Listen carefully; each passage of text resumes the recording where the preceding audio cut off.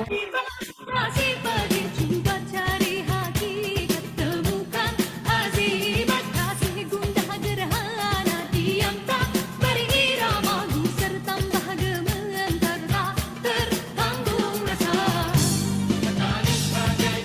Hadis penuh kasih demi kata janji, santunan apa lagi tertanggung rasa.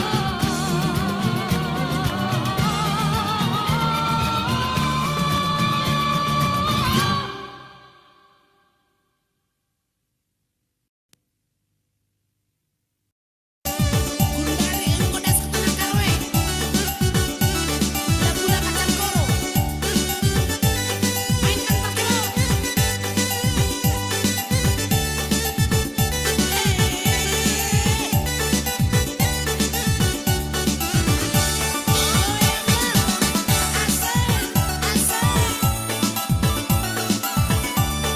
Tengah kamera, kendang nusule.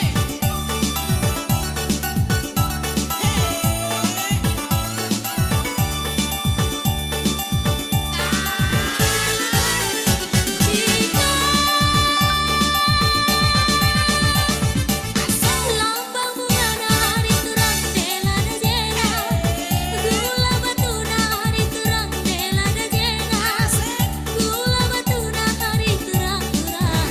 Osi kacang toro hari turang-turang. Osi kacang toro. Osi kacang toro hari turang-turang. Osi kacang toro.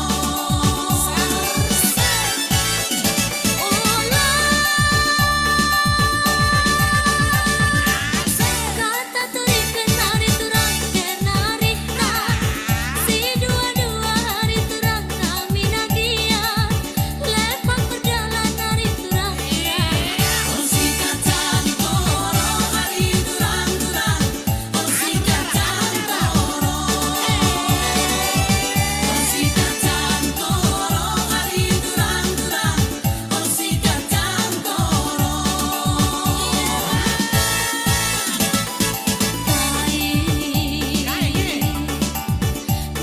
Dengan dua di turang makan kena, bebas nari turang. Salah lepakku hari turang makan kena, melewas nari ajari aku hari turang ajari aku, lepak kelaku hari turang. Osi kacang toro hari turang-turang. Osi kacang toro. Osi kacang toro hari turang-turang. Osi kacang toro.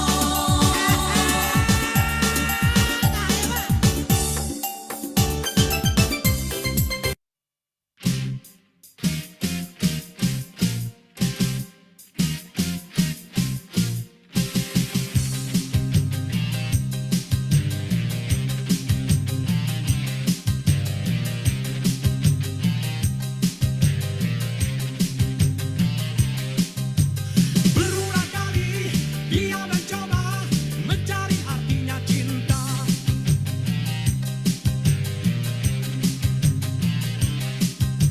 Suami istri menikah lalu bercerai sebabnya cinta.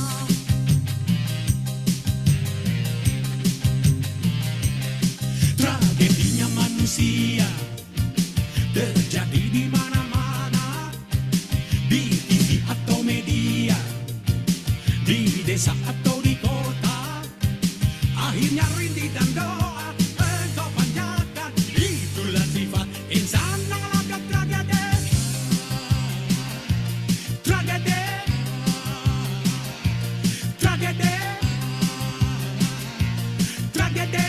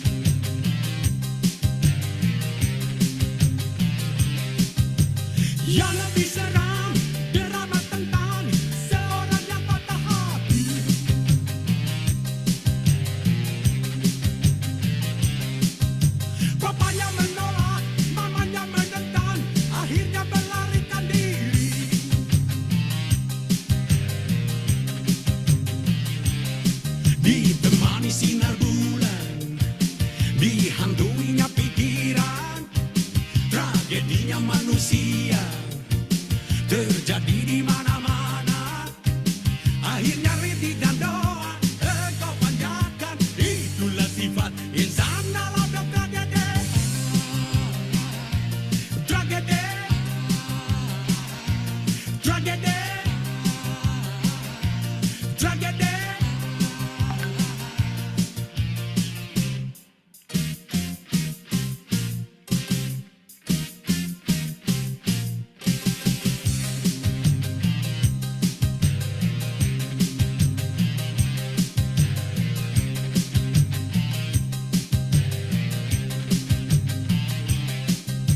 Lihatlah di sana tingkah manusia hingga bom nuklir pun tercipta.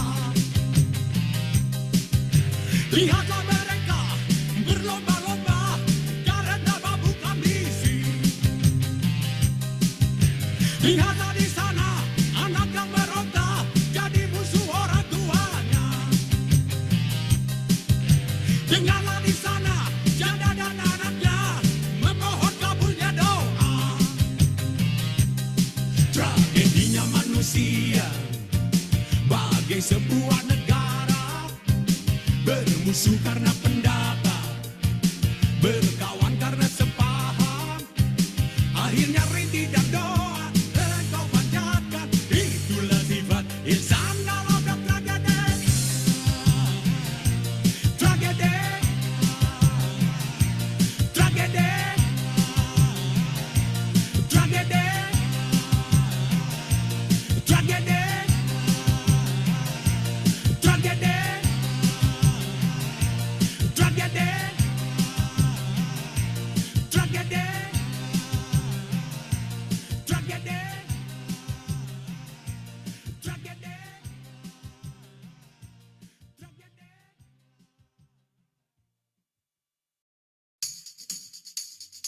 Roposai.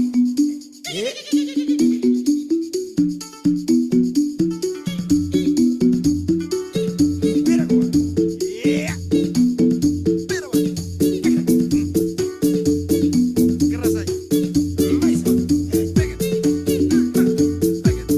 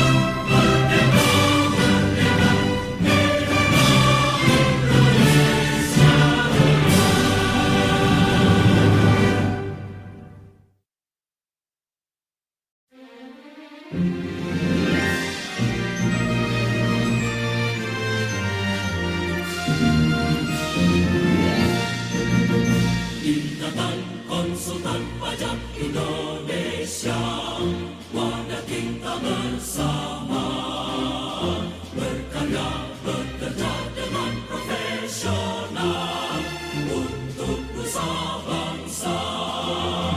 Menjunjung tinggi etika profesi, integritas diri. Dengan tekad kita bisa mandiri dan berdedikasi. IKPI namamu selalu di hati, IKPI yang sehati. IKPI asosiasi kelas dunia, siap membangun bangsa.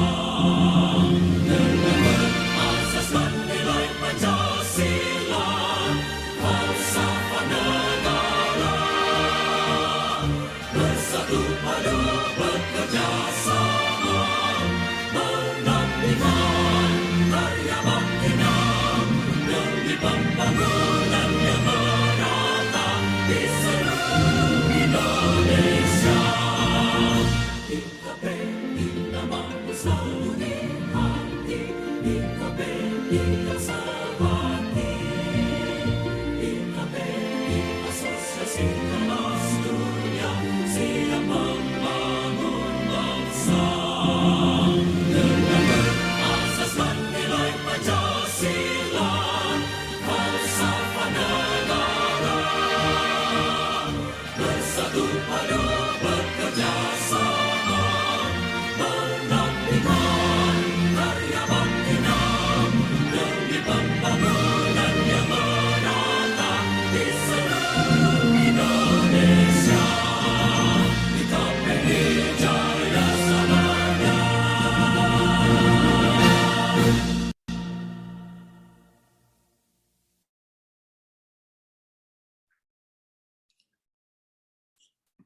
Selamat siang Bapak Ibu. Semoga kita sehat selalu.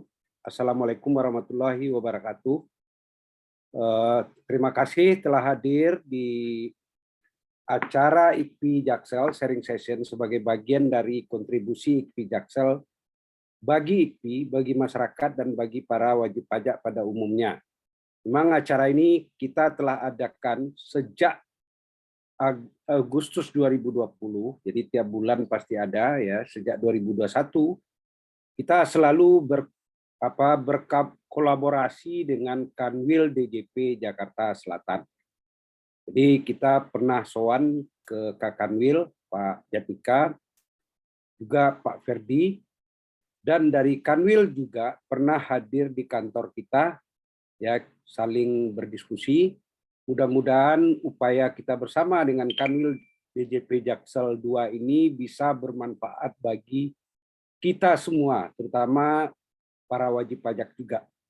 Karena nanti juga biasanya kami setelah acara ini juga kami akan menayangkan YouTube-nya biar bisa semua masyarakat untuk memahami terkait materi yang kita berikan.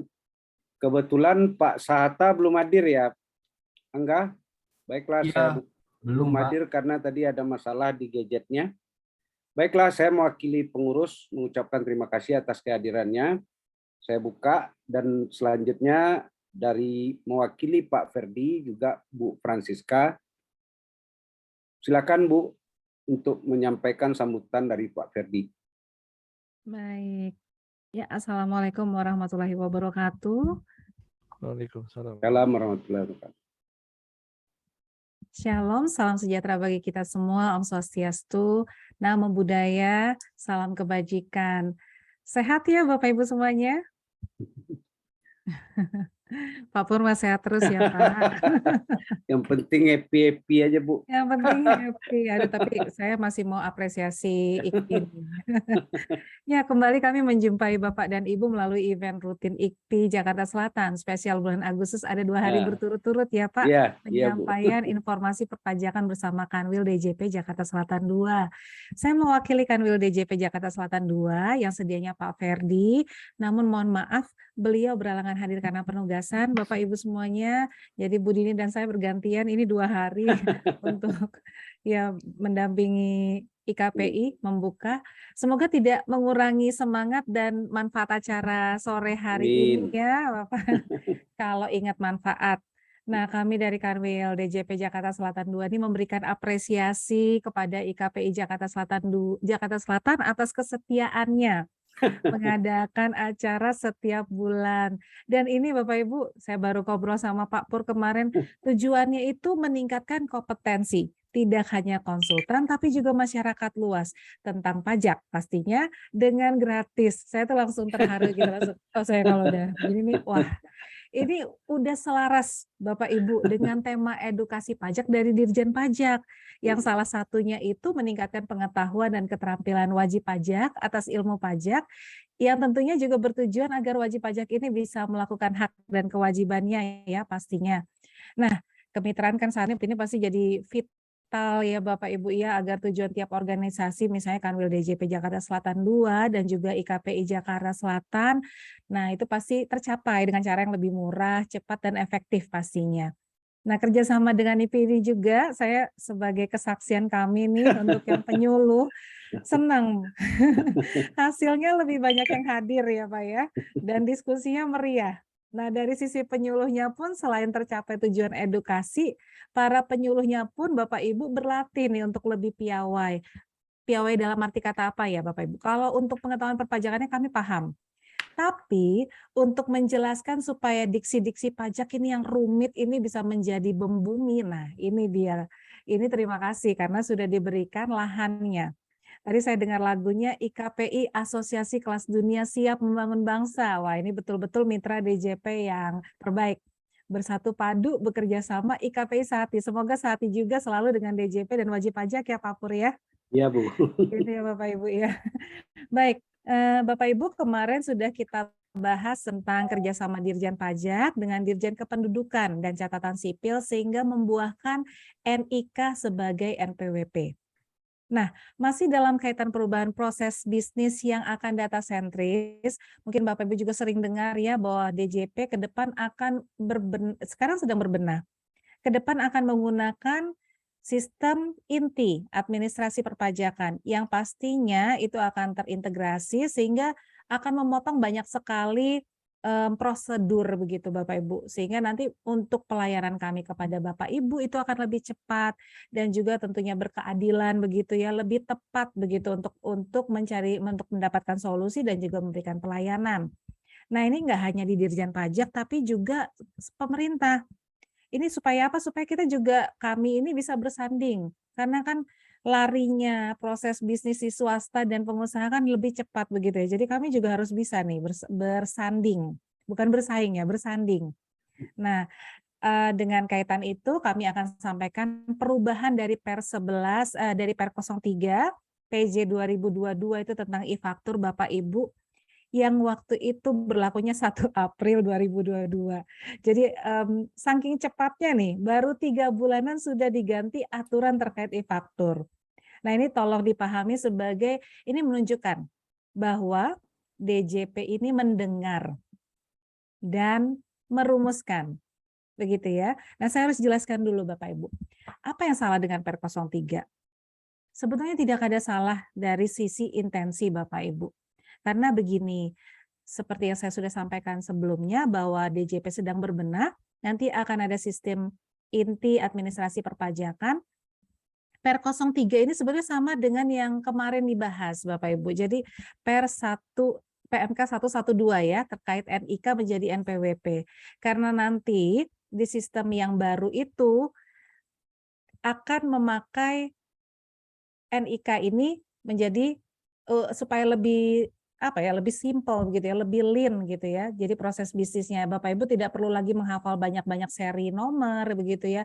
Dan pastinya nanti data-data juga akan terintegrasi langsung masuk ke kami. Itu tentunya dari sisi WP akan mempercepat pelayanan dan dari sisi kami juga akan mempercepat untuk memproses penggalian potensi pasti itu ya Bapak Ibu. Nah, demikian juga dengan yang Per 03 kemarin Bapak Ibu. Sebetulnya seperti mengapa sih alamat itu kok harus, kan yang kemarin salah satu yang menjadi masalah itu adalah masalah alamat ya.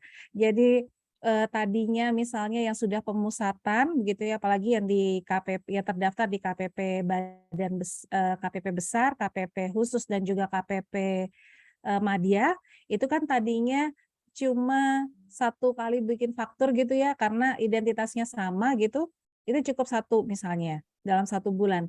Tapi karena ada Per 03 itu bahwa setiap entitas itu harus berbeda alamatnya. Nah, itu jadinya bisa ratusan. Tapi itu memang nanti proses bisnis yang demikianlah yang akan kita lakukan atau yang akan kita laksanakan Bapak Ibu. Pada saat sistem informasi perpajakan itu sudah siap. Namanya siap dan sudah siap nanti di tahun 2023 atau 2024 ya Bapak Ibu. Jadi memang Per 03 itu untuk mempersiapkan sebetulnya.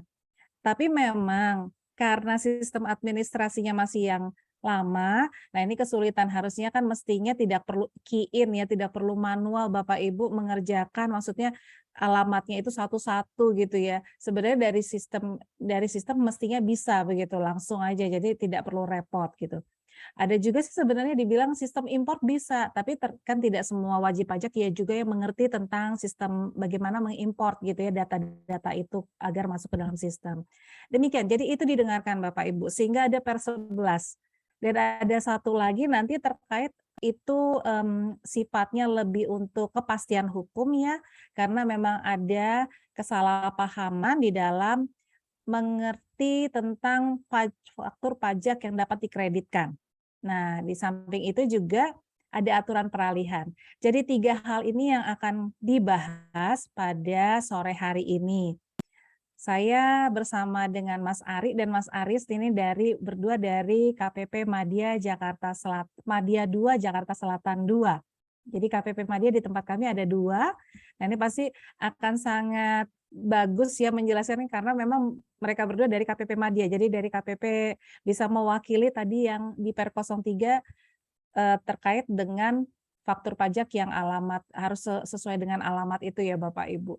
Jadi silakan didengarkan dan juga nanti kita bisa mendiskusikan apa-apa saja yang tentunya menjadi kendala bagi Bapak Ibu. Semoga mungkin nanti ada solusinya. Dan juga nanti kalaupun misalnya dalam pertanyaan Bapak Ibu ada yang belum bisa kami sampaikan jawabannya atau solusinya, jangan khawatir, setiap bulan kami ada acara kok dengan IKPI ya. Saya juga selalu berkoordinasi dengan Pak Pur, nanti akan saya sampaikan jawaban dari masalah atau dari dari hal-hal yang Bapak Ibu jadi concern gitu ya selama ini. Baik, itu yang mungkin akan menjadi pembuka dari kami, Pak Pur. Ya, terima kasih Terima pembukaan kasih. Bu Siska. Jadi yang buka nanti juga ikut maparkan nanti nih Bu Siska ya. Terima kasih Bu Siska yang mewakili Pak Ferdi dan Pak Jatika. Terima kasih kehadiran para narasumber. Jadi Bu Francisca sebagai penyuluh pajak ahli Madya Kantor Wilayah Jakarta Selatan 2. Kantor Wilayah DJP Jakarta Selatan 2. Juga ada Pak Aris Dwi Martanto, KPP Madya DJP Madya 2 Jakarta Selatan 2, dan Bapak Ari Febriana Budiman dari KPP Madya 2 Jakarta Selatan 2. Salam ya Pak. Selamat terima kasih telah hadir. Salam ke Pak Kurniawan ya Pak. Kemarin baru teleponan sama dia. Mungkin minggu Ya, Pak. ketemu lagi itu sama Pak Janika, segala ada kondangan orang DJP, Pak Fadri Usman.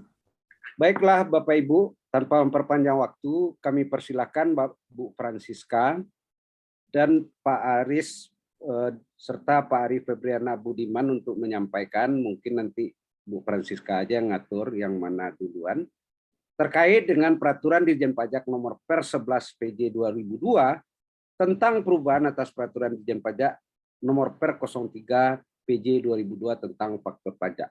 Waktu dan tempat, silakan Bu Siska. Iya. Terima kasih Pak Pur, kembali dengan saya Bapak Ibu.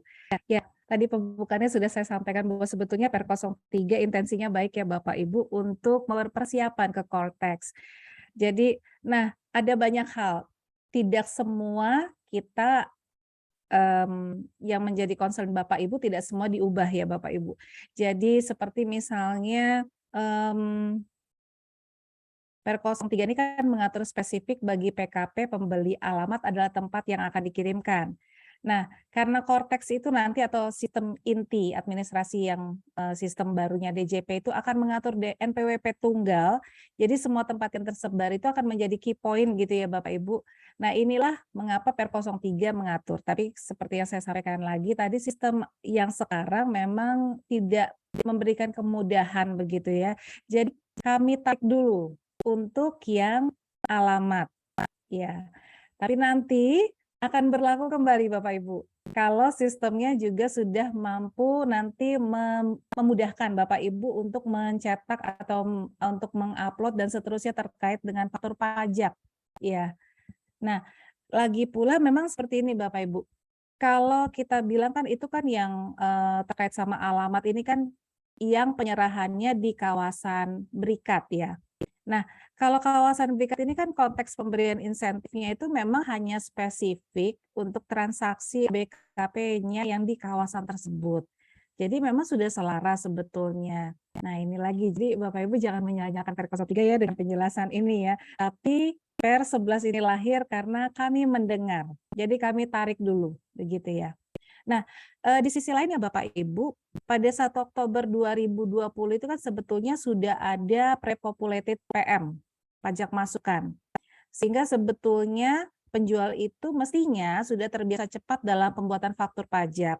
Nah, kalau saya sampaikan ini ada kaitannya dengan di awal Per 03 itu berlaku, itu wajib pajak mengeluh karena waktunya yang menjadi singkat, tanggal 15 gitu ya, katanya sudah harus upload gitu kan. Nah, tapi Bapak Ibu sebetulnya karena sudah ada itu pre-populated PM itu, dan kalau dihitung-hitung sebetulnya kan wajib pajak itu ada waktu 15 sampai 45 hari. Jadi ini sekarang pun isu yang itu sudah mereda gitu. Jadi tidak banyak lagi yang tidak lagi banyak yang menyampaikan masalah ini gitu. Jadi lebih ke tadi. Kalau yang alamat memang masih, karena yang tadinya memang biasanya cuma bikin satu faktur aja untuk satu pembeli, sekarang bisa ratusan kalau tabangnya misalnya ratusan gitu ya Bapak Ibu. Jadi untuk yang waktu, masalah isu batas waktu upload ini sekarang sudah tidak banyak lagi yang mengeluh, mereka sudah terbiasa, sudah menjalani dengan baik dan benar. Jadi sebetulnya memang Dirjen Pajak hanya ingin mengedukasi wajib pajak agar langsung upload saja setelah buat faktur pajak daripada lupa, terselip, dan seterusnya ya. Jadi attitude-nya yang diubah agar tidak terbiasa menunda gitu, Bapak Ibu. Nah, itu tadi, lalu tadi yang disebutkan lagi pasal 37 terkait syarat pengkreditan pajak masukan, prinsipnya sebetulnya memang tidak ada masalah karena ini dieskalasi SE 45 tahun 2021 menjadi Per 03 gitu. Tapi memang karena ada hal yang dikhawatirkan ada beda persepsi itu di Per 03 itu hanya menyebutkan kan dua prinsip. Padahal sebetulnya kan ada prinsip-prinsip lain yang di luar Per 03 yang Bapak Ibu juga harus pahami sehingga pajak masukan itu bisa dikreditkan gitu. Nanti akan dijelaskan oleh Mas Ari dan Mas Aries juga apa saja itu prinsip-prinsip yang harus diperhatikan sehingga secara redaksional di pasal 37-nya itu dirubah di Per 11, ditambahkan saja. Nanti kita lihat matriksnya dan juga nanti penambahannya seperti apa begitu. Itu dan akhirnya nanti adalah aturan peralihannya ya Bapak Ibu, jadi jangan khawatir misalnya ini akan berlakunya Bapak Ibu kalau cerita Per 03 berlaku 1 April. Waktu itu ceritanya kami sendiri yang internal baru diberikan penyuluhan itu tanggal 12 April gitu. Jadi memang sangat terburu-buru. Nah, kalau yang ini masih sempat ya Bapak Ibu ya kurang lebih nanti tanggal 1 September berlakunya. Jadi sudah disosialisasikan ada tiga hal yang perlu digarisbawahi terkait dengan Per 11 ini, semoga sudah bisa cepat menyesuaikan sehingga nanti 1 September sudah dapat mengikuti Per 11 dan bisa menyelenggarakan kewajiban PPN dan e-faktur, terutama e-fakturnya dengan baik dan benar. Begitu. Nah, silahkan Mas Ari dulu atau Mas Aries dulu ini yang terkait. Saya dulu Ibu Siska. Silahkan. Iya, Mas Silakan. Aries dulu ya. Ya, silakan Ya, Pak Aris. silakan. Ya, mohon izin Bapak Ibu untuk share screen. Silakan Pak Aris.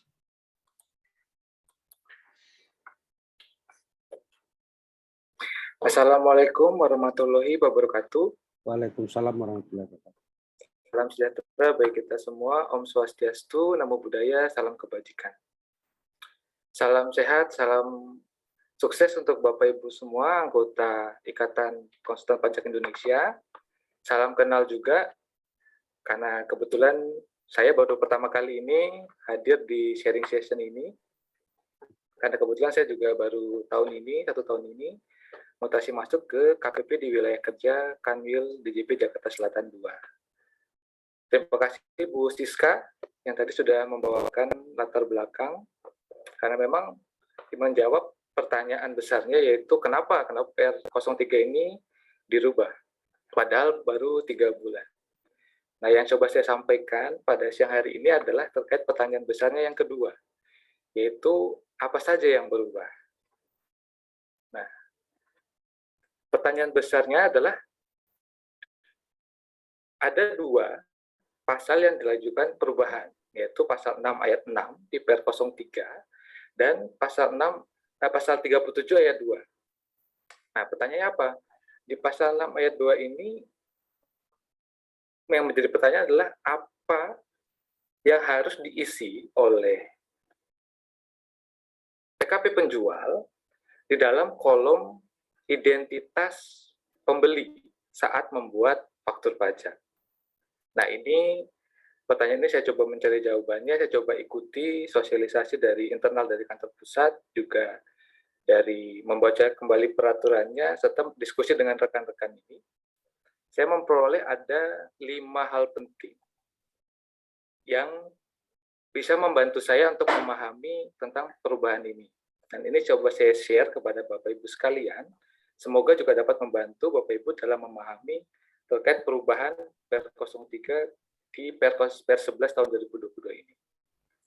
Nah, apa saja? Yang pertama itu dimulai dengan ketentuan umum. Ketentuan umumnya itu ternyata untuk pengisian identitas diatur di dalam pasal 6 ayat 2 dan ayat 3 di PR03. Itu saya coba bacakan ya Bapak Ibu, ini identitas pembeli BKP atau penerima JKP yang meliputi nama, alamat, NPWP, NIK, dan nomor paspor diisi sesuai dengan nama, alamat, NPWP, NIK, dan nomor paspor yang sebenarnya atau sesungguhnya. Jadi sebenarnya kalau kita perhatikan ini sama dengan peraturan bahkan sebelum PR03 ini diterbitkan. Jadi sebenarnya pada dasarnya tidak ada yang berubah jika kita melihat poin dasarnya ini. Nah, kalau begitu, apa hal khusus yang menjadi perubahan di PR03 dan di PR11 ini? Nah, itu di poin kedua dan poin yang kelima. Apa saja Bapak Ibu? Nah, salah satu yang kedua, poin yang kedua itu adalah terkait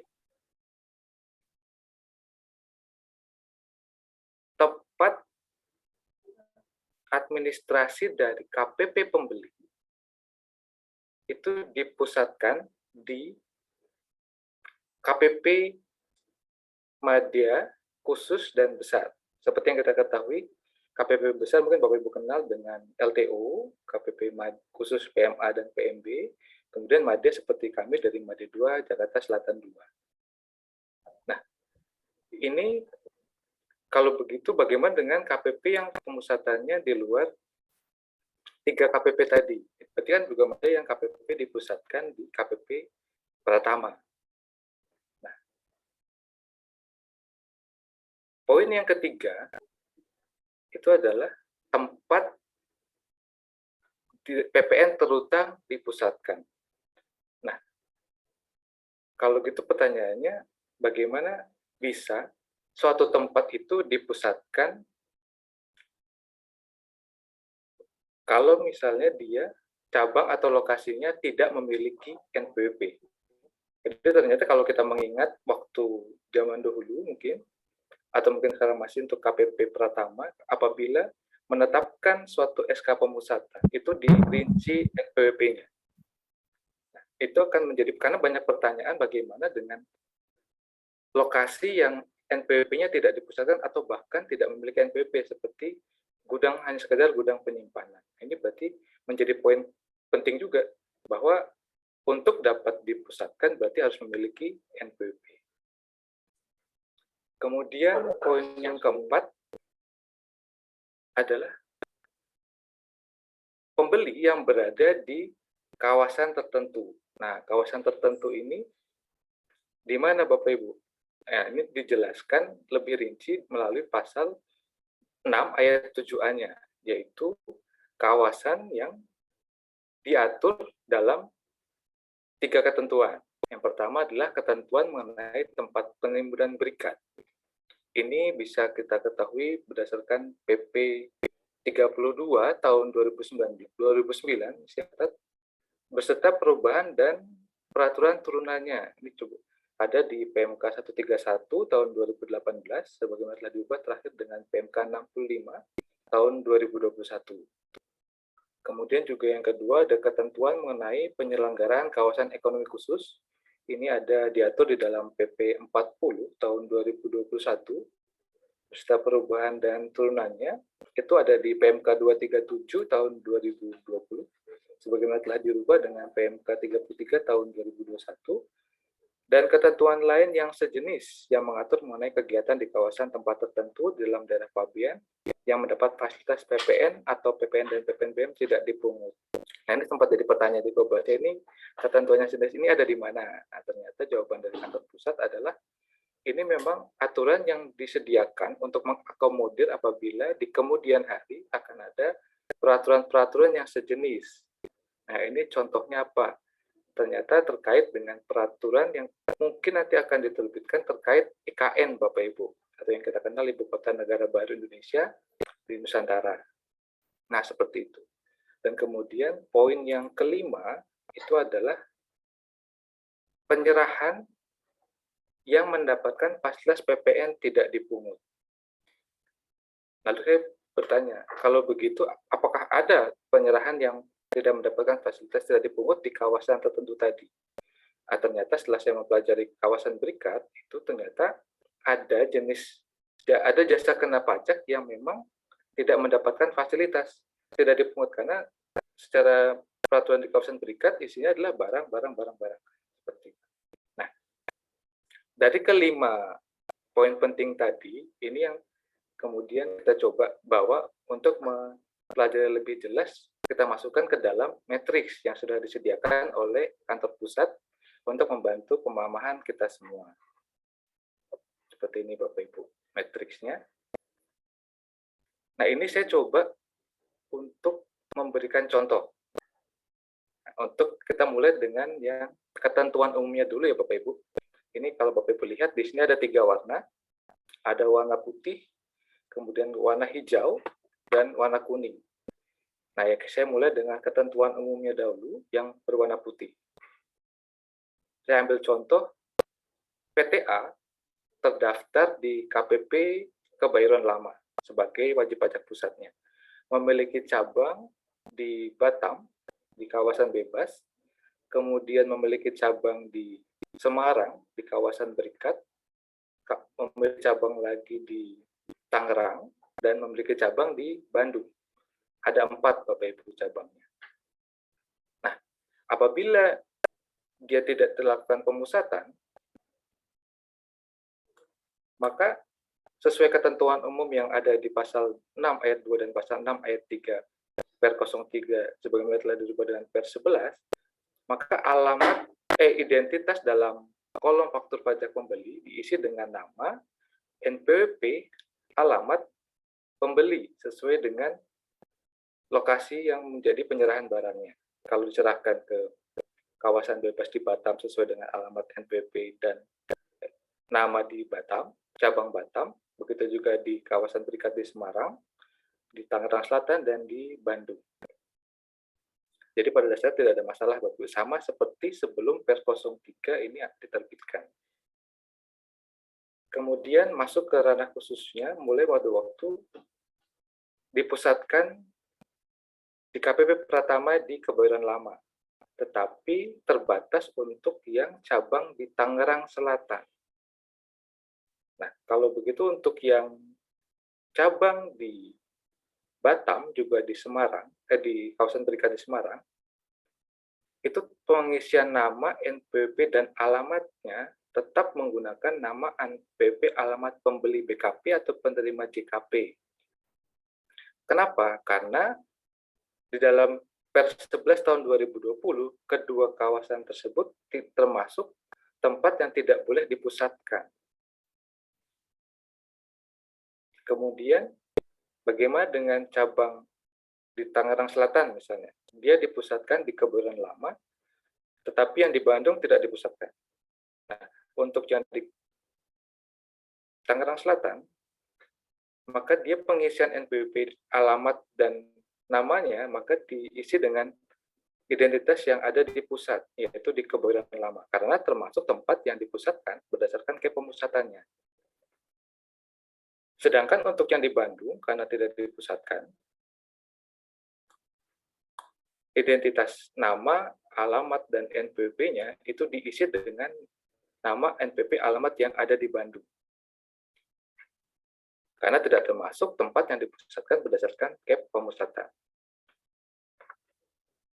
Jadi sudah ada dua tipe, pertama di Pratama, tanpa pemusatan, Pratama di pemusatan. Nah, untuk memahami Per 03 dan Per 11, ini coba diganti PTA yang ada di Kebayoran Lama, saya ambil contoh menjadi PTB yang ada terdaftar di KPP Madya 2 Jakarta Selatan 2.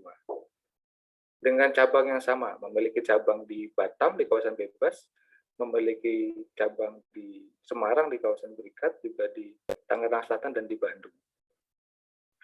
Nah, untuk yang di Batam, karena masuk di kawasan bebas, itu pengisian nama, alamat, dan NPWP-nya tetap menggunakan nama, alamat, dan NPWP pihak pembeli di cabang di lokasi di Batam. Kenapa? Karena lokasi Batam berdasarkan Per 07 tahun 2020 sebagaimana telah diubah terakhir dengan Per 05 tahun 2021 tidak termasuk tempat yang boleh dipusatkan. Maka juga ketentuannya masih sama seperti Per 03 sebelum diterbitkan.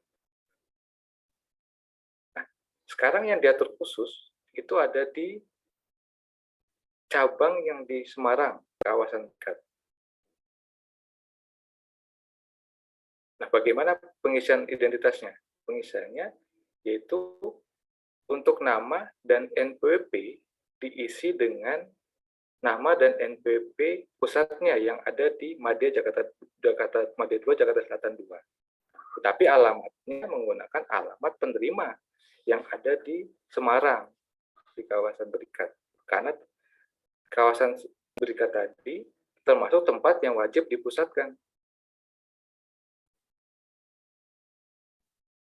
Tetapi apabila sepanjang tadi ada poin di ketiga itu, barangnya adalah barang yang mendapatkan fasilitas PPN atau PPNBM tidak dipungut. Nah, apabila termasuk penyerahan yang memenuhi untuk mendapat fasilitas PPN, PPNBM tidak dipungut, maka pengisiannya sama seperti diatur dalam Per 03 yang dilanjutkan ke Pasal 6 ayat 6 di Per 11 2022. Jadi inilah yang diatur khusus yang menjadi pembatasan dari Per 03 yang tadinya berlaku general, sekarang dipersempit terbatas untuk wajib pajak yang memiliki cabang, wajib pajak pembeli yang memiliki cabang, yang penyerahan barangnya dilakukan ke kawasan tertentu, dan penyerahannya mendapat fasilitas PPN, PPNBM tidak dipungut. Maka apabila menggunakan contoh yang tadi, menggunakan nama dan NPWP yang di pusat di KPP Madya 2 Jakarta Selatan 2, tetapi alamatnya itu menggunakan alamat yang ada di Semarang, di kawasan berikat.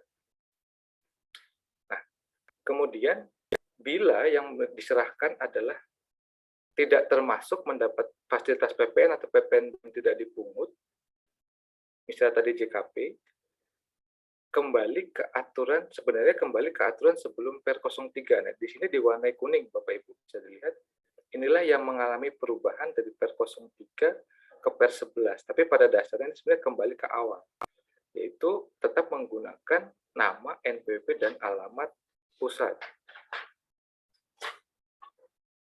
Kemudian yang terakhir untuk KPP yang di cabang Tangerang Selatan dan di Bandung, itu juga sama. Dia tetap menggunakan nama, NPWP, dan alamat pusat yang tadinya sebelum Per 11 ini juga menggunakan nama dan alamat pusat, kemudian nama dan NPWP pusat, alamatnya di lokasi cabang, penerima barang atau jasa, tetapi sekarang dikembalikan menjadi nama dan NPWP dan alamat yang ada di pusat. Karena sudah termasuk pemusatan yang berdasarkan Per 07 tahun 2020 sebagaimana telah diubah dengan Per 05 tahun 2021. Nah, seperti itu Bapak Ibu.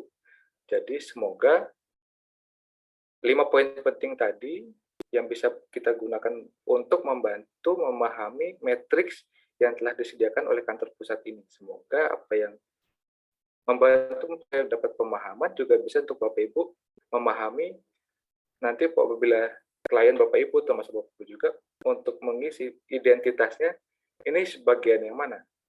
Apakah pusat ataukah cabang ataukah lokasi seperti itu. Nah, nanti bisa Bapak menggunakan matriks ini sebagai acuan. Kemudian terkait pasal 30 perubahan yang kedua di pasal 37 ayat 2. Ini pertanyaannya kalau bisa dibilang yang penting adalah apakah memang hanya 2 poin tadi seperti yang disampaikan oleh Bu Siska? Apakah memang hanya 2 poin tadi yang di dalam Per 03 yang menjadi dasar bahwa faktur pajak itu dapat dikreditkan? Nah, ternyata tidak Bapak Ibu. Ada ketentuan yang lain yang membuat faktur pajak itu tidak dapat dikreditkan. Nah, di sini saya mencatat ada 3 Bapak Ibu. Ternyata ada apabila terkait dengan penyerahan yang tidak dapat dikreditkan dan atau tidak terhutang pajak sebagaimana diatur di pasal 9 ayat 5 dan ayat 6 Undang-Undang PPN. Juga apabila terkait dengan penyerahan yang dipungut dengan besaran tertentu sebagaimana diatur dalam pasal 9 ayat A Undang-Undang PPN juga terkait dengan mendapatkan fasilitas dibebaskan PPN di pasal 16B Undang-Undang PPN. Nah, ternyata di dalam Undang-Undang PPN masih ada ketentuan lain yang mengatur untuk pengkreditan pajak masukan. Nah, untuk menghindari kesalahpahaman tadi, maka dianggap perlu untuk mengubah pasal 37 ayat 2 di Per 03 dengan pasal 37 ayat 2 di Per 11, di mana dikembalikan kepada norma ketentuan umumnya, yaitu PPN yang tercantum dalam faktur pajak atau dokumen tertentu yang kedudukannya dipersamakan dengan faktur pajak merupakan pajak masukan yang dapat dikreditkan oleh PKP pembeli atau penerima JKP sepanjang memenuhi ketentuan pengkreditan pajak masukan sesuai dengan ketentuan peraturan perundang-undangan di bidang perpajakan.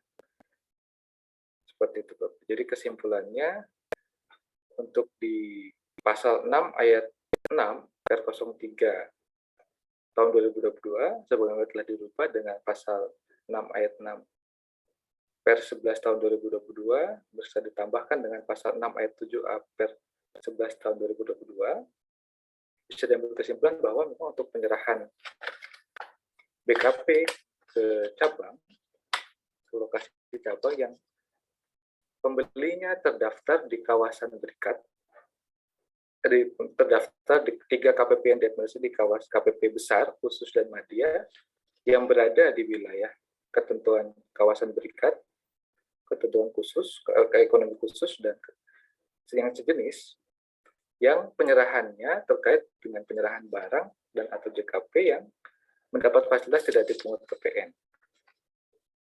Maka pengenaannya diatur khusus dalam Per 11 tahun 2022. Dan untuk pengkreditan faktur pajak masukannya sepanjang memenuhi ketentuan pengkreditan pajak masukan sesuai dengan ketentuan peraturan perundang-undangan di bidang perpajakan. Mungkin sekian yang dapat saya sampaikan, Bapak Ibu. Untuk aturan peralihan akan dilanjutkan oleh Mas Ari. Mas Ari, dipersilakan. Terima kasih kepada Mas Aris. Suara saya terdengar Bapak Ibu ya? Kedengar Pak Ari. Baik, terima kasih.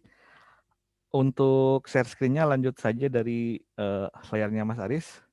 Assalamualaikum warahmatullahi wabarakatuh. Salam sejahtera bagi kita semua. Waalaikumsalam. Kita akan lanjut ke ketentuan peralihan Bapak Ibu. Jadi di sini ada ketentuan khusus di pasal 38A. Kita baca saja dulu. Pada saat peraturan Direktur Jenderal ini mulai berlaku, faktur pajak yang dibuat sejak tanggal 1 April sampai dengan 31 Agustus, yang artinya menggunakan ketentuan Per 03/2022, yang dibuat untuk penyerahan BKP atau JKP kepada pembeli BKP atau penerima JKP yang melakukan pemusatan tempat PPN atau PPNBM terutang, sebagaimana dimaksud dalam pasal 6 ayat 7 Per 03 PJ 2022, tetapi BKP atau JKP dimaksud dikirimkan atau diserahkan ke tempat PPN atau PPNBM terutang yang dipusatkan, artinya ke lokasi yang berada di kawasan tertentu atau tempat tertentu yang sebenarnya mendapat fasilitas PPN atau PPNBM atau fasilitas PPNBM tidak dipungut, dan penyerahan BKP atau JKP dimaksud merupakan penyerahan yang tidak mendapat fasilitas PPN dan PPNBM tidak dipungut. Nah, seperti apa ini maksudnya? Jadi kita menyerahkan ke tempat tertentu, cuma dia tidak mendapat fasilitas yaitu JKP.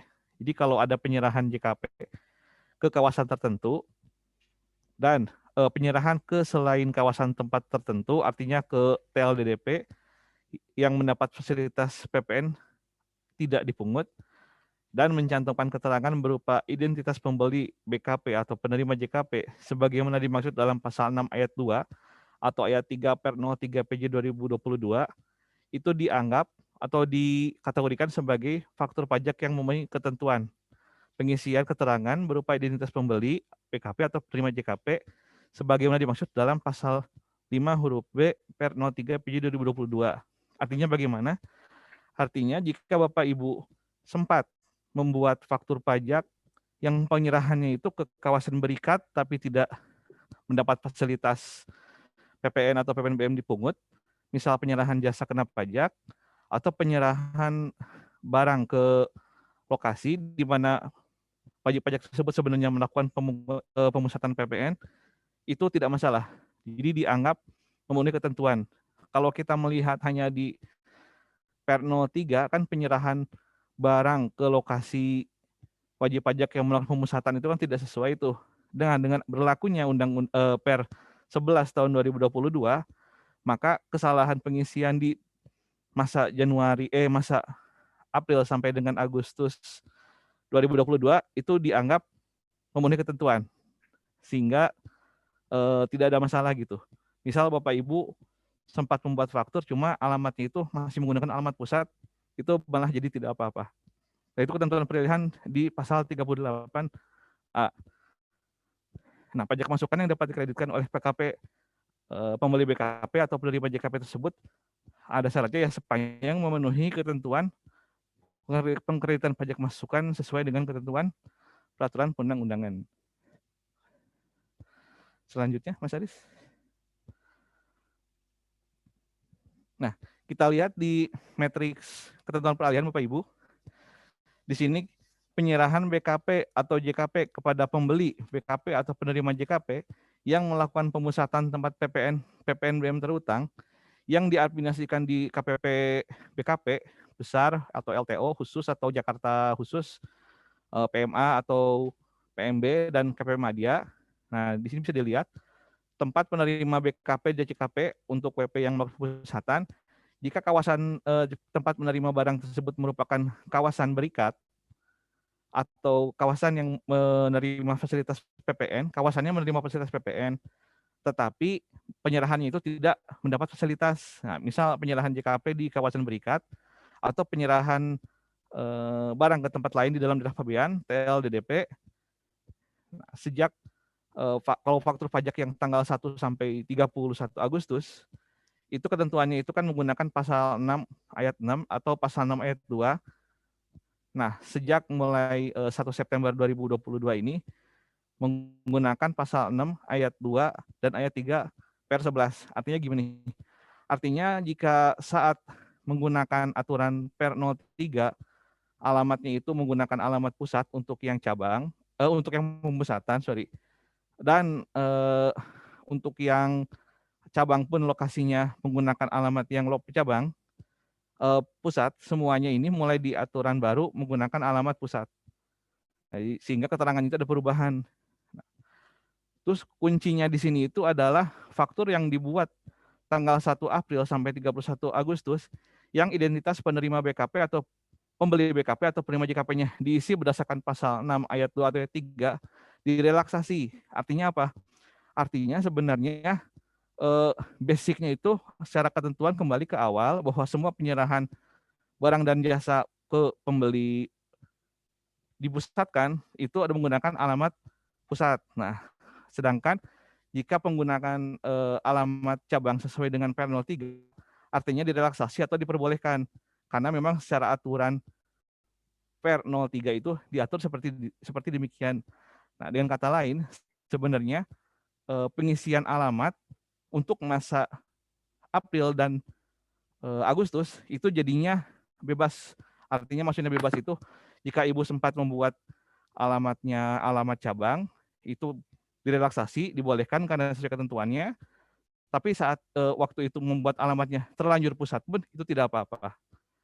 Nah, sedangkan untuk yang baris keduanya, kawasan atau tempat tertentu yang mendapat fasilitas PPN atau PPNBM tidak dipungut selain kawasan perdagangan bebas dan penyerahannya mendapat fasilitas. Nah, ini yang baru diatur khusus di per 11 ini. Jadi poinnya itu bahwa alamatnya itu tetap mengikuti alamat lokasi adalah terkait dengan penyerahan barang di kawasan bebas dan barang tersebut juga mendapat fasilitas PPN atau PPNBM tidak dipungut. Nah, ini alamatnya menggunakan alamat di kawasan berikat tersebut. Artinya dari per 03 dan per 11 tidak ada perubahan karena untuk kawasan berikat tetap sama. Yang ada perubahan itu adalah penyerahan untuk kawasan berikat yang tidak mendapat fasilitas dan untuk penyerahan ke kawasan lain selain kawasan berikat untuk wajib pajak yang melakukan pemusatan di KPP BKP besar khusus dan madya. Lanjut Mas Aris. Nah, ini ketentuan pentingnya Bapak Ibu. Jadi per 11 ini mulai berlaku 1 September 2022. Jadi jangan lupa mulai bulan depan saat Bapak Ibu membuat faktur pajak untuk pembeli atau penerima JKP-nya berada di melakukan pemusatan, semua alamatnya ditulis di alamat pusat sesuai dengan alamat pusat terdaftar. Kecuali tadi penyerahannya dilakukan di kawasan bebas atau kawasan berikat yang penyerahan barangnya itu mendapat fasilitas PPN atau PPNBM tidak dibungut. Sekian Bapak Ibu materi singkat yang bisa kami sampaikan atau saya sampaikan. Mungkin kembali ke Ibu Siska. Siap.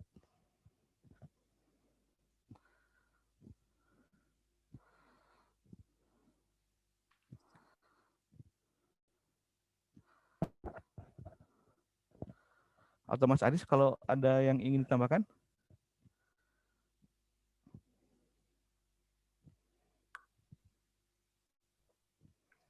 Mungkin ada langsung ke masuk sesi tanya jawab mungkin. Ya, ini ada beberapa, mungkin dipandu Bu Siska. Udah masuk Bu ya? Oh ya. Silakan Bu ya. Iya. Ya mohon maaf tapi Pak Pur ini terlempar keluar karena jelek banget sinyal di Kanwilnya. Jadi ini saya pakai data pribadi. Nah, jadi mohon maaf nih bisa langsung dikerjakan Mas Aris sama Mas Arya aja gak? Ya karena pertanyaannya hilang tadi saya. Yang FTJ Mas Aris. Mungkin kalau ada yang bisa ngomong langsung Bu Dian Rahma biar didengar semua ya. Iya, boleh. Pertanyaan Bu Dian, silakan dibuka Angga, Bu Dian Rahma, biar semua mendengar daripada diulang pertanyaannya. Bu Dian ada? Silakan dibuka apanya mute-nya Angga. Bu Dian Rahma, silakan Bu, udah dibuka Bu, udah jadiin co-host Bu. Iya Pak, Ya, jadi izin bertanya ya Pak, ya Bu. apakah PKP pengusaha yang menyerahkan barang ke kawasan berikat atau FTZ Batam misalnya, itu otomatis langsung bisa menerbitkan faktur kode 07 ataukah harus melihat dulu jenis barangnya? Karena kan kita nggak tahu Pak ya, barang yang kita jual ke mereka itu apakah nantinya itu akan diolah lagi, ataukah dikonsumsi, ataukah dijual ekspor, ataukah dijual lokal. Seperti itu Pak. Kalaupun misalnya sekarang kita menerbitkan kode 07, terus ternyata setelah diperiksa ternyata nggak boleh, harus 01, itu kira-kira PPN-nya siapa yang menanggung? Apakah kita sebagai penerbit wajib pajak, ataukah si pengusaha yang ada di kawasan berikat atau FTZ? Itu Pak. Iya. Iya, Mas Aris, Mas Ari bisa ini langsung menjawab pertanyaannya Bu Dian Rahma. Mas Aris mungkin bisa dimulai atau mau ada sedikit gambaran dulu Mas Aris? Mungkin saya coba jawab dulu ya, nanti mungkin bisa ditambahkan Mas Ari atau Bu Siska. Jadi ini saya coba pisah dulu, ada penyerahan ke berikat atau ke Batam, FTZ. Jadi kalau ini kebetulan yang terkait dengan Per 03 dan perubahannya di Per 11, berarti ini kan di kawasan berikat yang menggunakan faktur pajak 07. Sedangkan kawasan bebas kan dia memang tidak ada masalah ya. Sama seperti yang sebelumnya, karena terkait alamat, NPWP, dan nama. Tetapi yang ditanyakan di sini terkait dengan apakah bisa langsung menggunakan kode 07. Karena memang kalau tidak termasuk tempat yang penyerahannya tidak mendapatkan fasilitas dipungut, seperti tadi contoh KP, maka kembali menggunakan faktur pajak 01. Nah, siapa yang menanggung PPN-nya? Ya tentu saja pembeli, Bapak Ibu, Bu Dian Rahma ya. Karena kan memang dia menyadari bahwa memang pembelian perolehan jasanya itu tidak mendapatkan fasilitas, tidak dipungut, berarti memang terutang PPN. Itu menjawab pertanyaannya yang siapa yang menanggung PPN itu kode 01. Karena memang di kawasan berikat tadi ada penyerahan yang tidak termasuk mendapatkan fasilitas PPN tidak dipungut. Sedangkan untuk pembuatan faktur pajaknya memang untuk di kawasan berikat dan kawasan bebas kan memang memerlukan ada PPBJ dengan PPB terlebih dahulu. Nanti di sana kan ada kode-kode yang apakah termasuk BKP atau JKP itu kan juga ada dari pihak pemesannya, pembelinya harus mencantumkan itu terlebih dahulu seperti itu. Apakah termasuk mendapatkan fasilitas itu tidak seperti itu. Jadi si pembeli seharusnya sudah menyadari bahwa memang apa yang dia peroleh itu termasuk atau tidak termasuk mendapatkan fasilitas PPN tidak. Mungkin itu dari saya, bisa ditambahkan Mas Ari atau Bu Siska. Iya, sudah cukup. Sepertinya sudah jelas ya. Bu Dian masih ada yang bagaimana Bu Dian? Berarti gini ya Bu, yang untuk kawasan FTZ Batam itu memang ketika kita jual barang konsumsi, walaupun dapat dokumen endorsement sama PPBJ, itu boleh buka faktur 07. Sedangkan ketika kita jual ke kawasan berikat, itu berarti harus melihat jenis BKP yang dijual. Apakah dia diolah lagi ataukah barang konsumsi gitu Ibu ya? Itu negatif list-nya ada di mana? Nggak boleh saya tanya, karena kan kawasan berikat itu kalau nggak salah ada dokumen, kalau nggak salah PMK 65 Bu ya. Itu kan ada jenis barang yang 5, ya. mendapatkan fasilitas ya Bu ya. Iya. Maksudnya apakah kita ketika jual barang konsumsi ke kawasan berikat, bukan yang untuk diolah lagi, itu fakturnya 07 ataukah nggak boleh 01 seperti itu?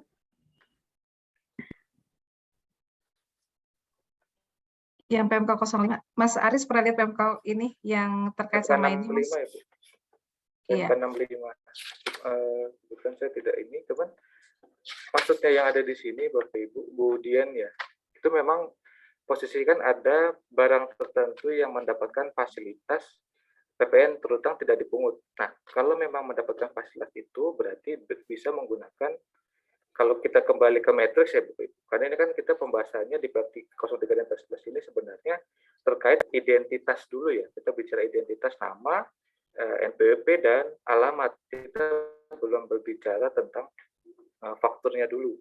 Nah, kalau kita arahnya ke nama NPWP alamat, berarti tergantung tadi salah satu di poinnya tadi, di poin kelima terakhir yang tadi dari 5 hal itu adalah apakah penyerahannya termasuk penyerahan yang mendapatkan fasilitas PPN tidak dipungut. Jadi kalau memang dia ternyata mendapatkan fasilitas, berarti dia bisa menggunakan faktur pajak 07. Dan AMA dan alamat NPWP menggunakan pusat, tapi alamat menggunakan yang ada di kawasan berikat di Semarang tadi contohnya. Tetapi kalau ternyata tidak mendapat fasilitas, berarti nama NPWP alamatnya menggunakan pusat dan kode fakturnya berarti tetap 01. Seperti itu. Jadi kita lihat lagi ketentuan di Per 65 tentang apakah dia mendapatkan atau tidak mendapatkan fasilitas seperti itu. Mungkin saya tambahkan Bu Siska.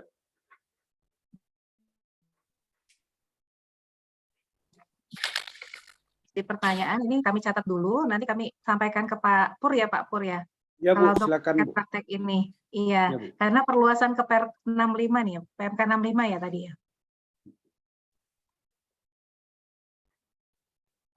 Begitu ya Bu Dian ya. Ya Bu, terima kasih.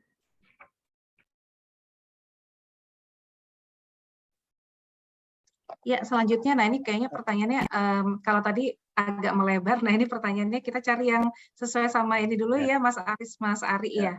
Ya. Iya, Dari Pak Heri Prabowo kayaknya. Pak Heri Prabowo ya.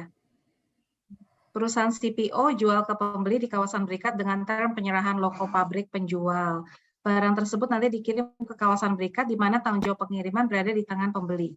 Alamat mana yang digunakan di faktur pajak? Apakah alamat pemusatan pembeli atau alamat kabar? Alamat kabar, alamat kawasan berikat pembeli. Kawasan berikat. Iya. Apakah alamat pembeli di dokumen BC 4.0 harus sama dengan alamat pembeli di faktur pajak? Ya, silakan Mas.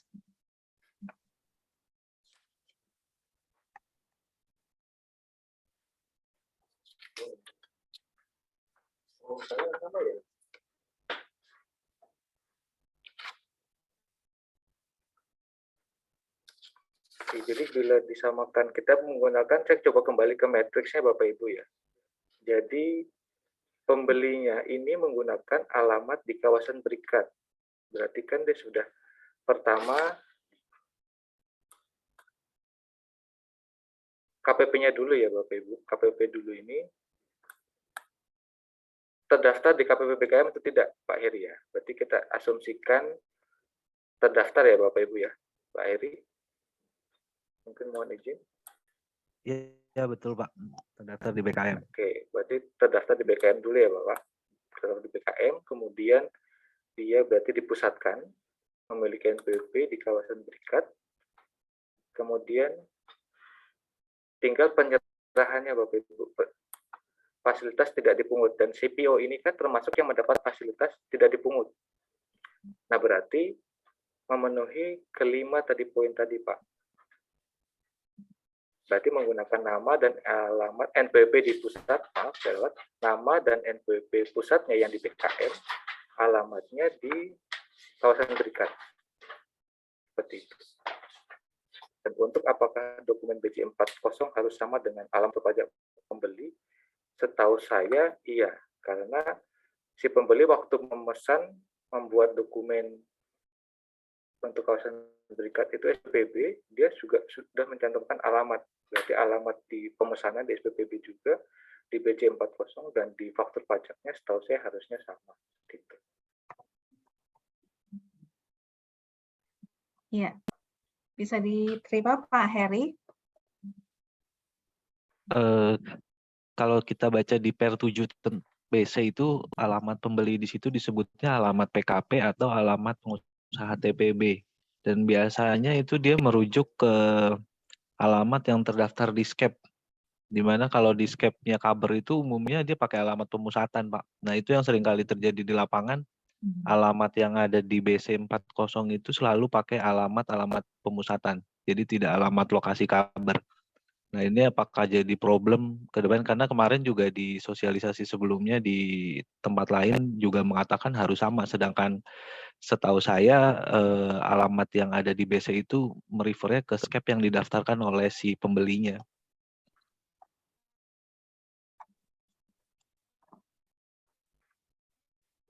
Oh gitu ya Pak ya. Ini kami cek dulu ya Pak ya, berarti kami harus cek dulu ke per 07. Ini punya BC ya berarti ya Pak ya? Iya, betul. Oke, baik Bu. Makasih Bu. Iya, terima kasih Pak Heri. Ini kayaknya masalah ini waktu apa udah pernah dibahas Bu. Jadi pernah kami mengadakan sharing session mengenai bea cukai. Ada clue-nya waktu itu, mungkin nanti saya bagi aja. Jadi yang di BC itu sendiri bisa disesuaikan sebetulnya. Waktu kita mengadakan sharing session ada dulu dari konsultan konsultan bea cukai anggota IP Jaksel juga dulu pernah memberikan masukan waktu sharing session Bu.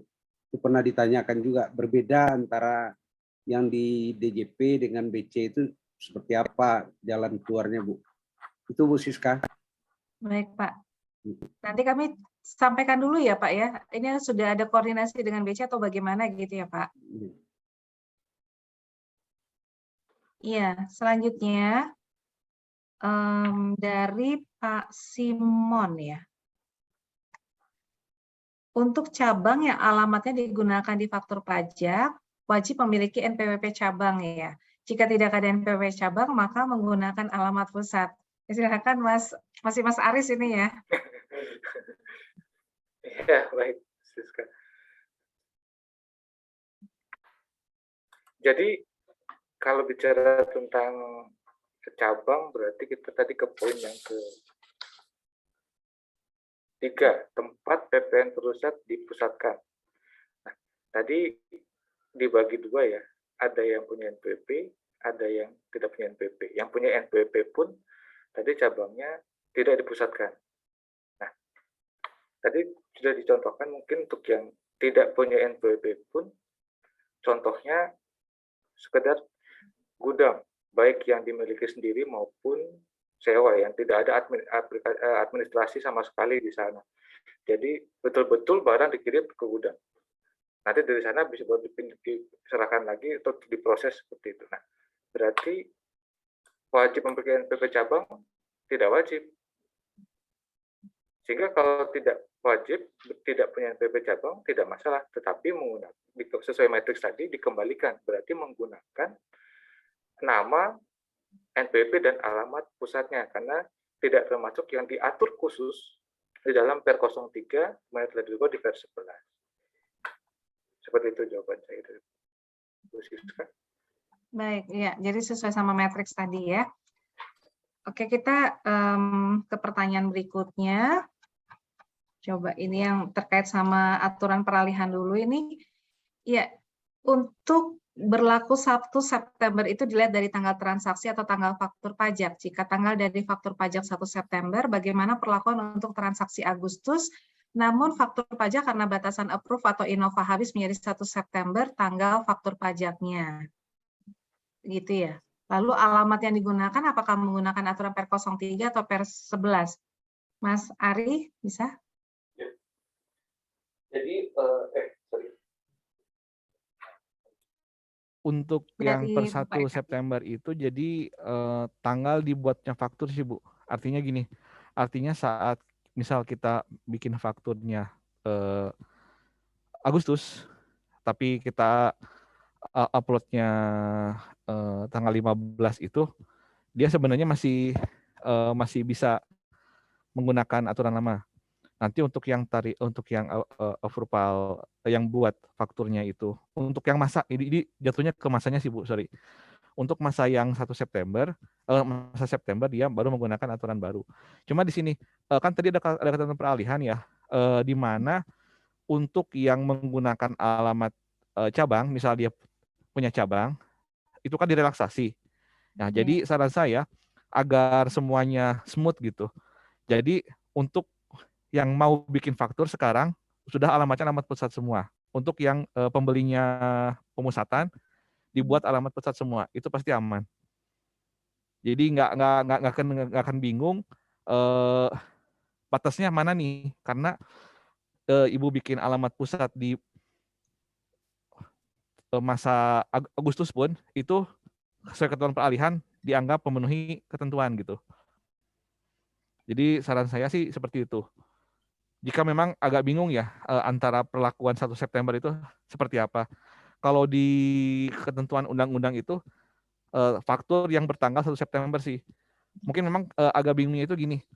Apakah saat kita bikin faktur Agustus dan di-uploadnya itu 1 September, apakah itu akan menjadi fakturnya masanya September atau masanya Agustus? Nah, itu saya agak lupa. Kalau nggak salah tanggalnya itu masih ngikut sebelumnya Mas Aris ya? Kalau saat upload itu. Atau ngikut tanggal uploadnya ya pas dia faktur. Ya bisa ini. Tergantung tanggalnya sih Bu. Kalau selama dia masih mengikuti tanggal Agustus, masa Agustus, dia sebenarnya masih bisa mengikuti ketentuan Agustus. Cuma untuk yang faktur yang saat dibuatnya langsung di September, dia mengikuti ketentuan per 11. Cuma kalau bingung, saran saya seperti tadi, itu langsung menggunakan alamat pusat saja. Karena itu dengan menggunakan alamat pusat, itu sudah diakui, sudah sesuai dengan ketentuan terbaru. Jadi tidak ada masalah. Nah terus, alamat yang itu tadi, karena ketentuan peralihan tersebut menyatakan bahwa menggunakan alamat pusat pun saat bikin faktur untuk masa selain September, artinya April dan Agustus pun dibuat alamat September ya, alamat pusat, di mana menggunakan P03 itu salah, itu dianggap benar semenjak adanya per 11. Jadi tidak ada masalah. Jika yang bingung langsung saja buat alamatnya alamat pusat. Mungkin seperti itu Bu Siska. Iya, terima kasih Mas Ari. Jadi Ibu atau Bapak Eka ini dari PT Idemitsu ya. Tadi sudah diberikan solusinya oleh Mas Ari tadi, semoga bisa diterapkan di lapangan.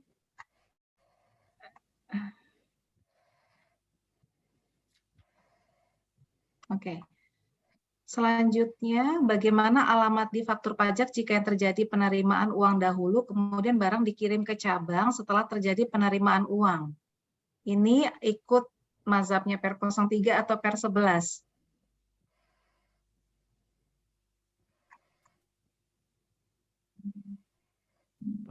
Bagaimana penerimaan uang dahulu, kemudian barang dikirim ke cabang setelah terjadi penerimaan service? Dari Pak Friston Saragi. Di sini berarti fakturnya udah dibuat atau belum, Pak Friston? Silakan Pak Friston.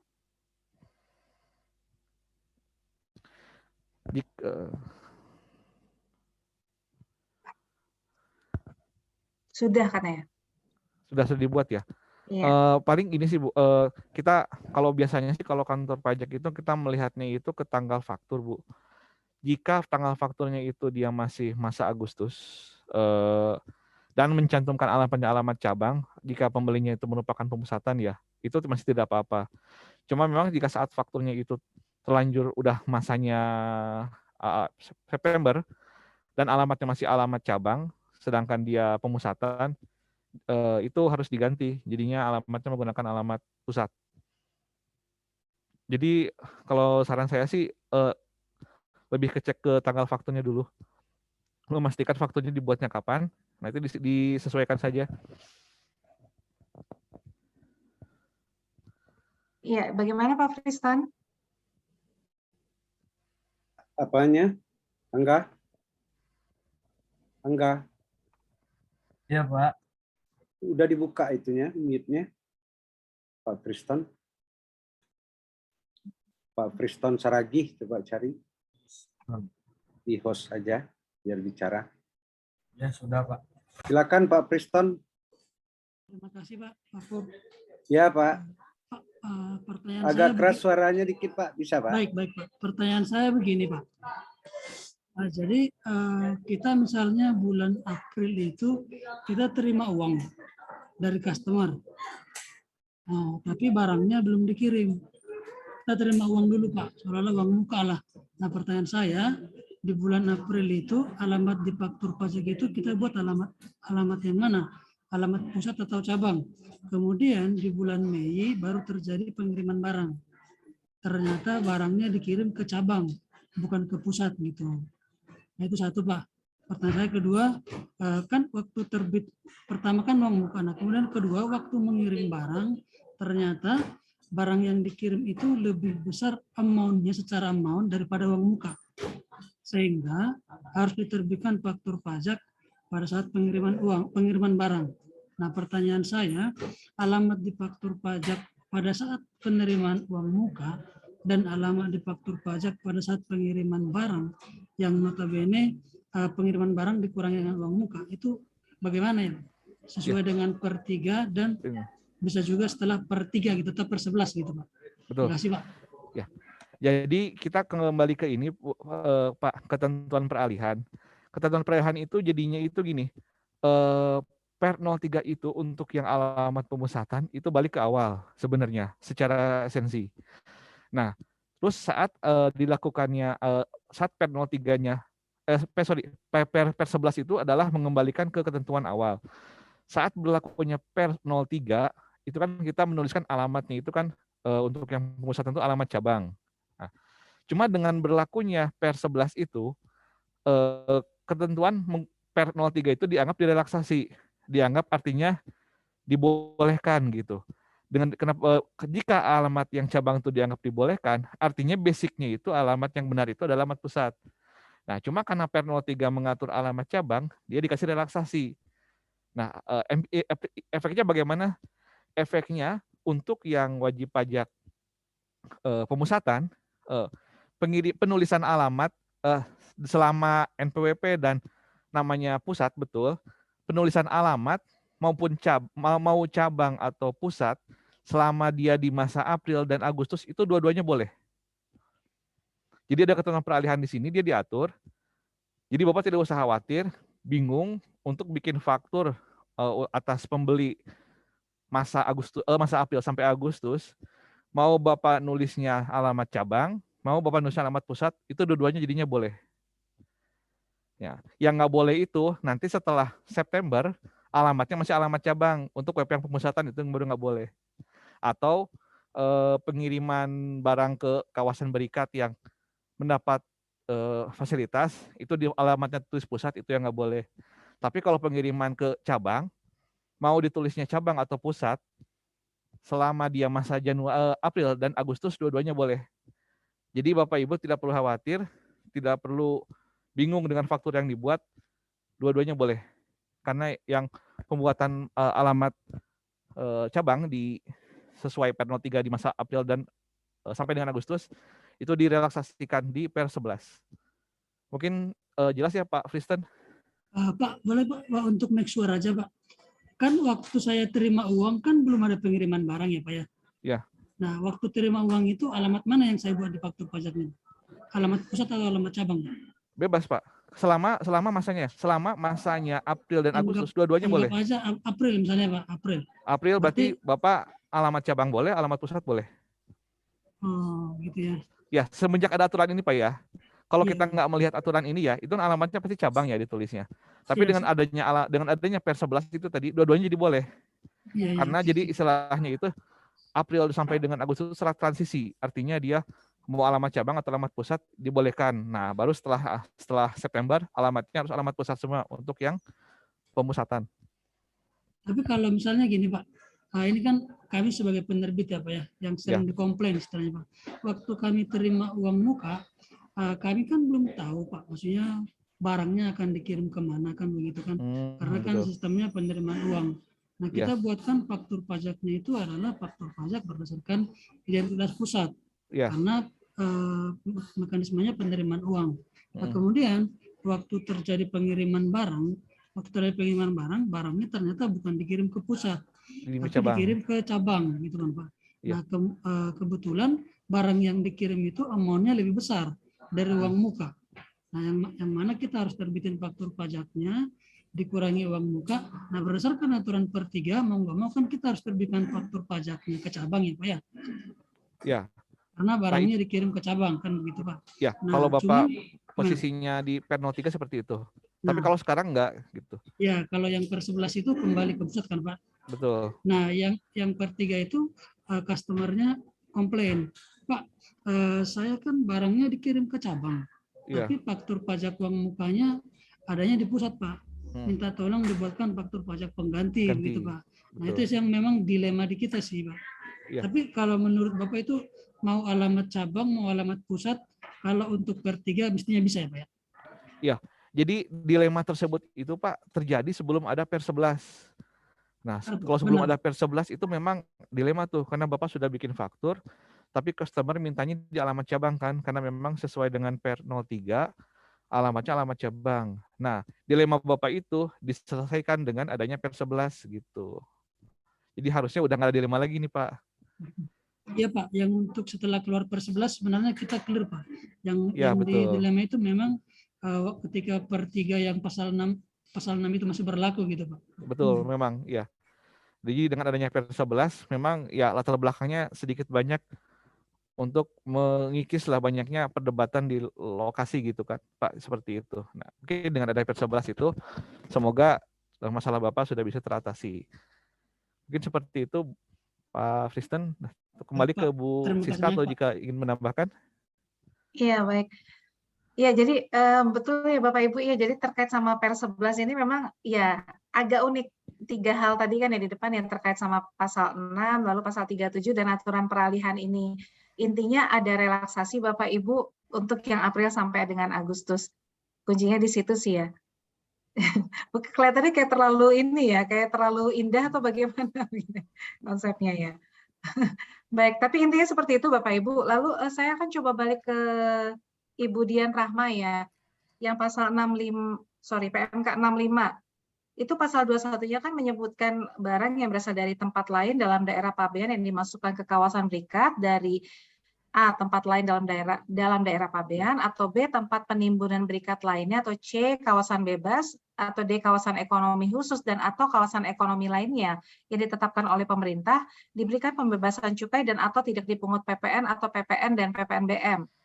Lalu yang ayat 2-nya, dalam hal pemasukan barang sebagaimana dimaksud pada ayat 1, A, berasal dari bukan pengusaha pajak dan atau bukan termasuk penyerahan BKP terhadap barang dimaksud tidak terutang PPN atau PPN dan PPNBM dan tidak diterbitkan faktur pajak.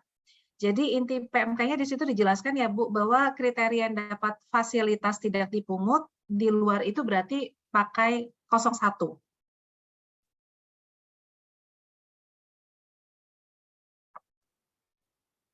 Gitu, baik. Ada pertanyaan lagi yang belum saya baca tadi, saya khawatir di atas-atas waktu saya terlempar tadi ada gitu ya. Mungkin Mas Aris ada yang perlu dijawab lagi yang di atas. Saya sampai Bu Dian Rahma saja tadi soalnya. Pak Simon juga ya? Pak Simon sudah tadi Pak? Sudah ya? Sudah ya. Paling ujung tadi Bu Popi, Dian, apa Bu di atasnya Popi. Bu Dian Rahma apa ada? Yang terakhir paling Bu Popi udah Pak ya? Bu Ibu Mia. Popi.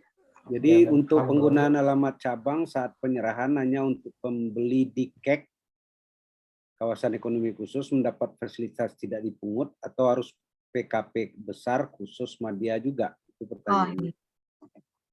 Silakan Mas Aris. Iya. Baik, Bu Sis. Untuk Mungkin penegasan lagi sekali lagi ditegaskan. Jadi mungkin kembali ke matriks yang tadi ya, bahwa memang untuk yang di penyerahan ke kawasan tertentu, tadi ada di tempat penimbunan berikat, kemudian kawasan ekonomi khusus, dan ketentuan lainnya sejenis. Nah ini masuk di dalam penyerahan kepada pembeli di kawasan ekonomi khusus. Berarti masuk satu poinnya dulu. Nah kemudian besar khusus Madya, iya. Bila iya, berarti menggunakan nama NPWP pusat, alamat cabang. Tetapi bila tidak, maka melihat di matriks yang di KPP pertama, baik yang pemusatan maupun tidak pemusatan. Nah, itu nama, NPWP, dan alamatnya menggunakan identitas pembelinya. Jadi kalau misalnya pembelinya di kawasan ekonomi khusus, berarti yang menggunakan nama, NPWP, dan alamat yang ada di kawasan ekonomi khusus. Begitu, kopi. Jadi yang pemusatan menggunakan alamat cabang dan nama dan NPWP-nya pusat hanya yang bila memenuhi khusus untuk KPP besar, khusus, dan madya. Seperti itu. Jadi bukan berarti harus pembelinya yang ada dipusatkan di KPP besar, khusus, madya. Bisa juga di matriks dimungkinkan pembelinya bisa ada di Pratama, baik yang dipusatkan maupun tidak dipusatkan. Jadi yang membedakan adalah dipusatkan di KPP madya, khusus, madya atau tidak. Seperti itu. Bu Iya. Popi mau bicara langsung, silakan. Ini ada di atas, ternyata juga ada pertanyaannya. Udah dijawab apa belum tadi ya? Bu Popi, silakan Bu Popi. Udah dijadiin co-host, Bu Popi. Bisa bicara Bu Popi? Kalau enggak saya bacakan. Halo, Iya, boleh silakan Bu Popi. boleh minta tolong diulang lagi Pak penjelasannya tadi saya kurang terlalu menyimak Pak. Karena saya masih bingung yang untuk yang backup besar khusus madya atau sama yang KIK itu loh. Minta tolong diulangi lagi Pak. Oh ya, baik. Saya coba ulang ya Bu ya. Mudah-mudahan membantu. Jadi tadi mungkin kalau kita kembali ke awal, ada 5 hal poin penting dan 1 matriks. Nah, bila dihubungkan dengan pertanyaan Ibu, berarti kita masuk ke poin yang penyerahannya kepada pembeli di kawasan KEK. Nah, kemudian pembelinya dipecah 2. Ada yang di kawasan, termasuk yang dipusatkan di KPP besar khusus madya, dan yang tidak termasuk, yaitu yang dipusatkan di Pratama atau bahkan tidak dipusatkan. Nah, coba saya sharing lagi matriksnya.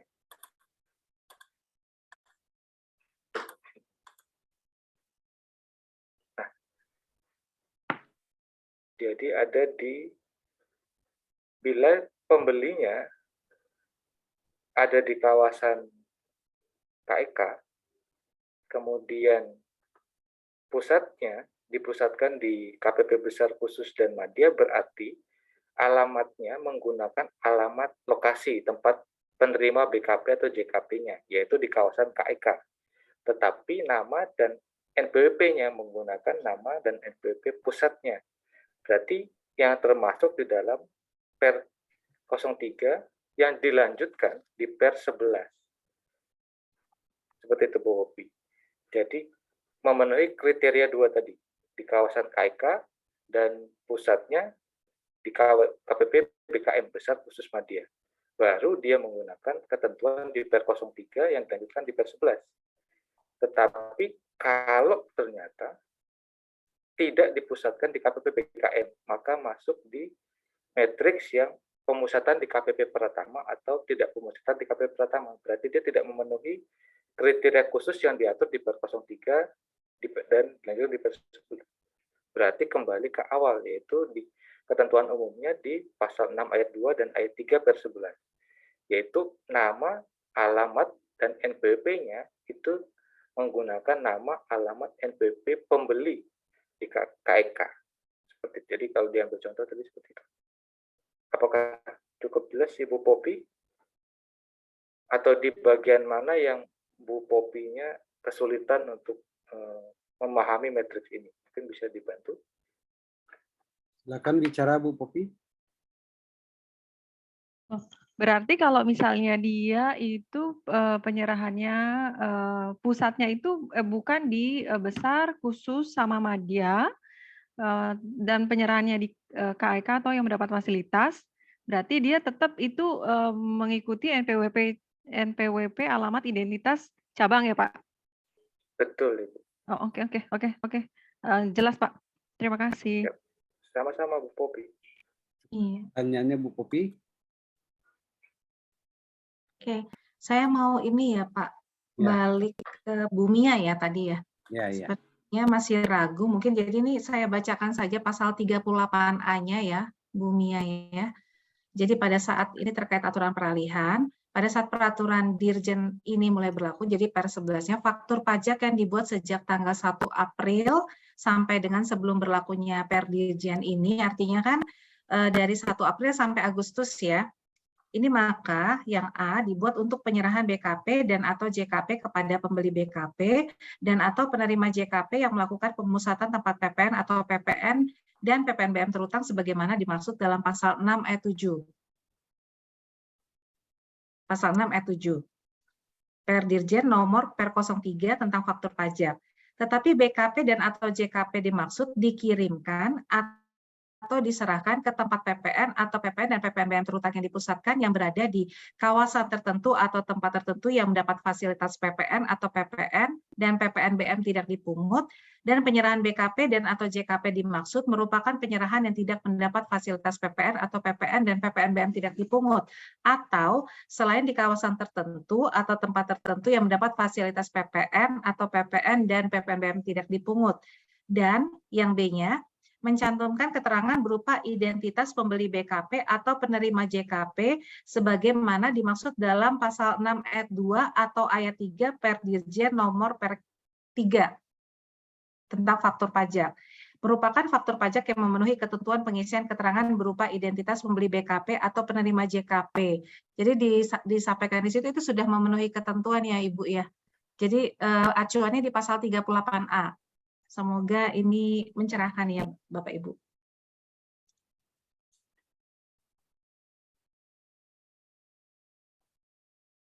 Baik, yang di atasnya lagi apa ada ya Pak Pur ya?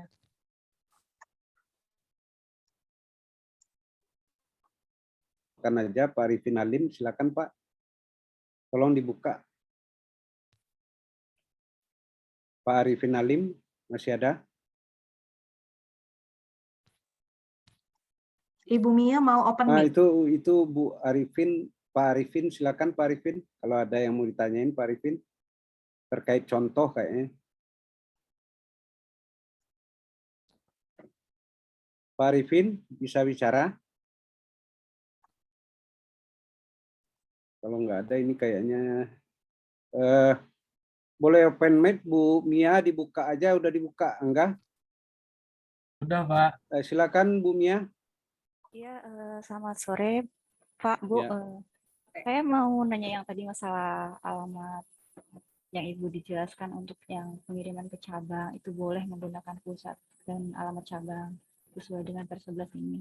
Cuman itu kenapa, pertanyaan saya sih kenapa kok bisa ada perbedaan pendapat ya, persepsi dari kantor pajak sendiri antara Kanwil Jabar dengan Kanwil yang lain gitu Pak. Soalnya kan kita takutnya nanti ini malah jadi celah gitu waktu pemeriksaan karena ada perbedaan persepsi ini gitu. Kalau itu sih biasanya aturan baru Bu. Memang kadang-kadang interpretasi itu beda ya. Kalau yang pasti itu pasti di Direktorat Peraturan lah kalau nanyanya. Tapi mungkin ke KPP aja Bu minta itunya Bu. Kalau ada perbedaan tuh minta ke KPP aja karena nggak ada juga second opinion kan. Kalau memang ada apanya atau pertanyaannya bisa berbeda, makanya jawabannya juga berbeda, Bu. Yang menerima pertanyaan juga interpretasinya beda juga bisa. Oh, jadi kalau berarti bagusnya kita minta penegasan gitu ya. Ya, yang paling penting penegasan tuh apa ke Direktorat Peraturan penegasan, kalau enggak ke Kanwil juga boleh. Oke, baik Pak. Terima kasih Ya. informasinya Pak. Ya, Bu Mia. Ada lagi Bapak Ibu yang mau bertanya, silakan. Bu Mia ada yang mau tanyain lagi? Silakan Bu, kalau ada Bu. Oh iya. Bu Rosdesi ada yang mau ditanyain?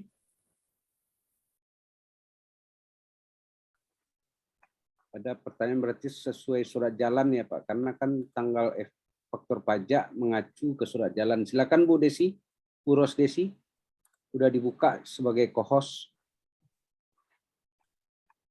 Terima kasih Pak, nggak ada pertanyaan. Itu mengenai surat jalan maksudnya apa Ibu? Oh, yang tadi Pak, masalah untuk faktur pajak yang berlaku untuk 1 September, berarti mengacu ke masa kan Pak? Nah, kalau ke masa itu kan berarti kita untuk pembuatan faktur pajak kan berdasarkan tanggal surat jalan. Jadi berlakunya itu untuk masa bulan 9 kan Pak, yang per 11 itu? Silakan Pak Aris, Pak Ari menjawab. Silakan Mas Ari. Ya, betul sih Bu. Jadi menggunakan 11 saja. Udah ini alamat pusat. Iya, oke Pak. Makasih Pak. Pak, ini ada pertanyaan dari Pak Arifin Halim nih, mana ya? Coba. Pak Arifin Halim. Mohon izin Bapak Ibu penyuluh dalam pasal ini, pasal 6 ayat 4 per 11 secara substansi mengatur adanya contoh pengisian pasal 6 ayat 2, 3, dan 6 karena pasal 6 berubah. Ya. Logikanya contoh di per 3 2002 juga berubah. Namun sampai saat ini belum ditemukan contoh dalam per 11 2022. Sebaiknya contohnya kalau ada juga perlu disebarluaskan. Itu Pak Ari, ada contoh atau bagaimana? Saya coba jawab, Ya. Pak Pur. Jadi, bila melihat contoh di per 03 untuk yang penyerahan di pasal 6 ayat 6 itu sebenarnya contohnya ke kawasan berikat di Gayam Sari, Semarang. Jadi sebenarnya dengan perubahan ke per 11 ini, dia tidak ada perubahan contoh di sana. Memang dia tidak mencontohkan untuk yang pusat di Pratama, pemusatan di Pratama, atau yang tidak pemusatan. Sedangkan yang ayat 2 dan ayat 3 memang tidak mengalami perubahan karena sesuai dengan alamat yang di surat pengukuhan PKP-nya. Jadi pendapat saya, jawaban saya itu contoh yang ada di per 03 sama dengan yang di per 11 sebenarnya karena contohnya sama-sama menggunakan contoh penyerahan ke kawasan berikat yang ada di Gayam Sari, Semarang. Tapi mungkin nanti bisa dijadikan masukan untuk menambahkan contoh-contoh mungkin nanti dalam FAQ atau apa, tapi akan kami coba teruskan ke kantor pusat seperti itu, Pak Arif. Ya, ya. Baiklah, Bapak Ibu, ada lagi pertanyaan?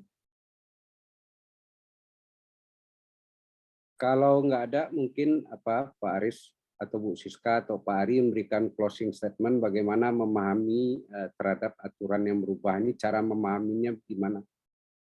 Kan tadi udah dipilah ya, ini perbedaan per 03 dengan per 11 gitu loh. Dan bagaimana jalan keluarnya kalau nggak sampai nggak bisa memahami. Kalau tadi kan saya bilang bisa karena kasus-kasus di lapangan itu kan banyak ya. Belum tentu juga semuanya bisa kejawab, makanya berubah per itu kan karena kasusnya banyak kan, berbeda. Silakan Pak Ari, Pak Aris, Bu Siska. Iya betul Pak. Memang sampai berubah secepat itu gitu ya karena ada pastinya ada dinamika yang kami dapatkan gitu ya terkait sama praktek di lapangan Bapak Ibu. Jadi silakan saja, pastinya soal-soal ini juga akan menjadi pengayaan kami dan akan kami sampaikan juga ke kantor pusat kan ya terkait dengan bagaimana kalau ada masalah seperti ini sehingga nantinya untuk ya tadi saya sampaikan kan per 11 ini pun umurnya nggak akan lama ya Pak Pur ya karena begitu sistemnya bisa co-op sama siap gitu ya sudah bisa nanti alamat itu per kalau yang untuk pemusatan nanti per alamat per cabang gitu ya. Nah itu ya udah pasti gitu akan balik lagi ke kondisi per 03. Yang per 11 ini jadi untuk memudahkan begitu sifatnya. Karena yang idealnya sebetulnya tadi ya per 03 seandainya sistemnya sudah bisa membantu wajib pajak untuk bisa upload atau untuk cetak dan seterusnya kita terkait sama faktur pajak begitu ya Pak. Untuk mengisi kekosongan ya Bu. Ya supaya betul. Pak Ari, Pak Aris ada tambahan? Silakan. Sudah cukup. Cukup Pak Aris? Ya. Cukup ya. Baiklah Bapak Ibu, sesuai dengan agenda kita dengan pertanyaan yang bertubi-tubi ya. Memang kalau aturan baru ini pertanyaan bisa bertubi-tubi ya. Dan itu juga kenyataan di lapangan, belum tentu juga kenyataan di lapangan itu bisa teradopsi 100% di dalam aturan. Akhir kata, Pak Jenda ada? Pak Jenda? Pak Jenda hadir? Pak Jenda ada nih? Oh, lagi main golf kali, Bu.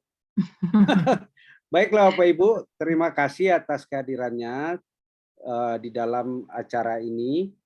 Terima kasih juga kepada DJP Kanwil DJP Jakarta Selatan 2, juga dari KPP Madya 2 Jakarta Selatan 2. Semoga acara kita ini memberikan pencerahan, minimal substansinya kita dapat ya, walaupun di lapangan itu bisa saja berbeda-beda. Akhir kata, kami ucapkan terima kasih. Mohon maaf apabila dalam acara ini terdapat kekurangan. Semoga kita selalu sehat semua dan dilindungi oleh Allah Subhanahu wa Ta'ala. Assalamualaikum warahmatullahi wabarakatuh. Tapi sebelum pisah, kita dulu berfoto bersama untuk dokumentasi. Silahkan dibuka videonya. Makasih banyak ya Pak Aris, Pak Ari, dan Bu Siska. Terima kasih banyak Pak Pur, terima kasih Bapak Ibu semuanya. Salam sehat semuanya. Iya Pak Jenda, ini baru muncul. Oh, Pak Jenda, tadi sehat. Dengerin. Oh, bersama dulu ya Bapak Ibu, 1, 2, 3, oke. Lagi. 1, 2, 3, oke. Lagi. 1, 2, 3.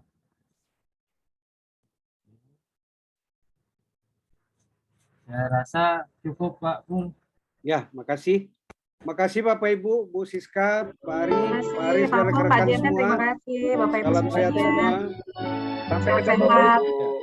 Sukses ya Semoga semua. acaranya lancar ya Pak hari Iya, Minggu ya. Ya. Iya Pak, apa tuh? Terima kasih Mas Pak Aris. Pur. Ya, sama-sama. Agenda. Ya, Oke, Pak sama-sama. Habibie, Terima ya. kasih Jordan. Pak Luis Jordan, apa Mantap Pak kabar? Pur. Wah, baik-baik. Pak Luis Jordan tuh penyanyi kita tuh Bu. Pak Jordan. Nyanyi Artis dulu Pak kita Jordan, itu. Pak. 10 Pak lagu Jordan ya, nyanyi dulu. Oh ya, siap-siap. Kau tinggal aku. Iya, iya. Terima kasih. Cintaimu, tapi tak begini. Kau hianati hati ini, kau curangi aku. Benar ku mencintaimu, tapi tak begini. Kau hianati hati ini, kau curangi aku. Terima kasih Pak Angga.